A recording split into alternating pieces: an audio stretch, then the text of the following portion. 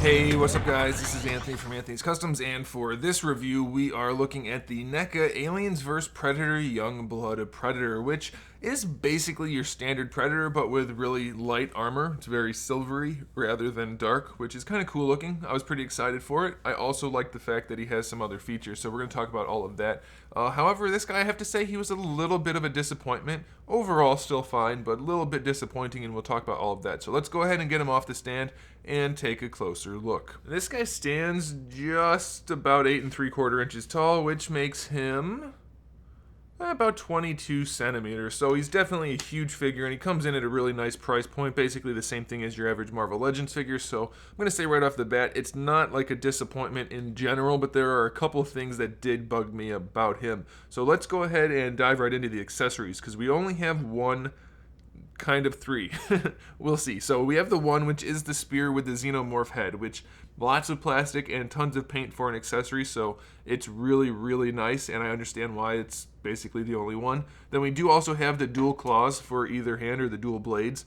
So we have those, and those kind of count as accessories. And then we have the backpack with the blaster, which we always have, so accessory or not, I'm not sure. And then we also have the dagger, which it does count as an accessory, so I was wrong. We have two plus the other two that are kind of a bonus.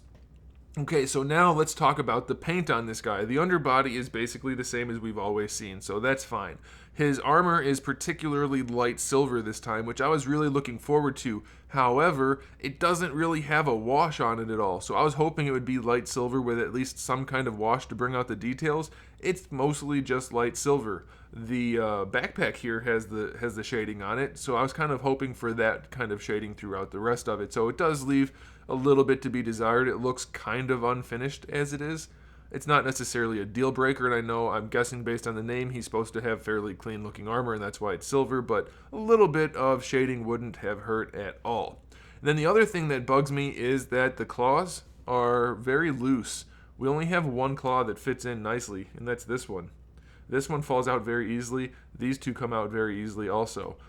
They will stay in if you are lucky, but if you're not, they want to fall out. Now that might just be that this guy needs to get hit with a hairdryer to get that plastic to be where it's supposed to be to hold him in place, but as it is, his claws come out way too easily. So that's the other disappointing thing. Otherwise, he's fine. So those are very small issues.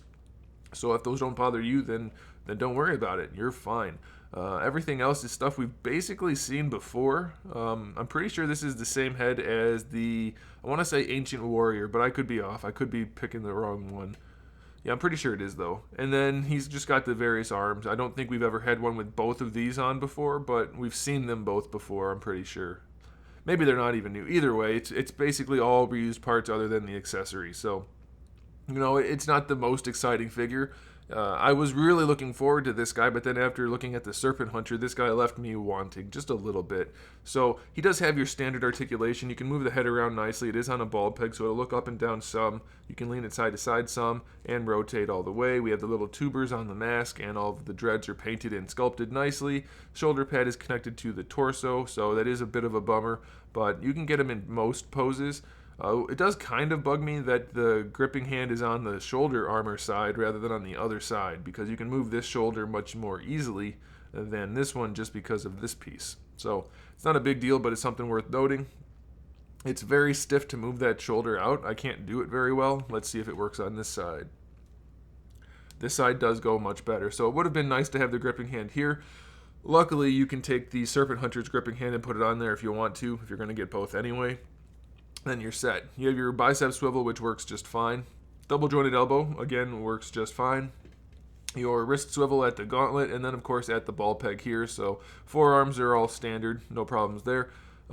Diaphragm joint works really well on this guy also. I'm not sure if they did something in there, but even with this, it's very mobile. So you won't even need a hairdryer on this guy. So I love that. Having that diaphragm joint work is a big bonus. So that's really awesome. Lower torso is basically a ball peg, but I mean it is a ball peg, but essentially it's just going to swivel, which is okay, and that is limited by this back piece just a little bit. We've seen all this before, so hopefully the legs move just fine. Let's see. Yeah, they go all the way out, no problem at all, and they should go all the way forward. Yep, all the way forward. You could push it a little bit farther too if you wanted. I just didn't want to force it because that does have a little bit of material in there. Are they loose? A little bit loose going front to back. I guess that's going to be a thing for all of them. We have our thigh swivel, which is fine. Double jointed knees, which work really well, so that's a good thing. We do have the rotation in the upper knee if you want it. And then we have our ball pegged ankles, which aren't terrible, but they definitely could be better. So decent range, but not great by any means. So again, this guy's fine. He's not a bad figure. He's definitely worth the price point, no doubt. But he does leave a little bit to be desired. Really, his saving grace is this. This accessory is awesome with the xenomorph head on there. That is just a really good accessory, because that head has all of the detail you would expect in a regular xenomorph figure other than the articulation. Doesn't really want to hold the...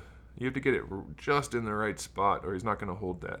And it's kind of heavy. So, that is kind of problematic also. I don't know. You're going to have to play with it. So yeah, this guy is definitely the worst of the bunch, I think, this time.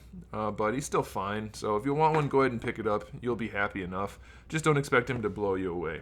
So there it is, guys. Thanks for watching. Make sure you subscribe to the channel. I have new videos up every single day. We talk about action figures, movies, TV shows, video games, all kinds of fun stuff. So make sure you turn on notifications so you don't miss any of that. Give the video a thumbs up if you liked it.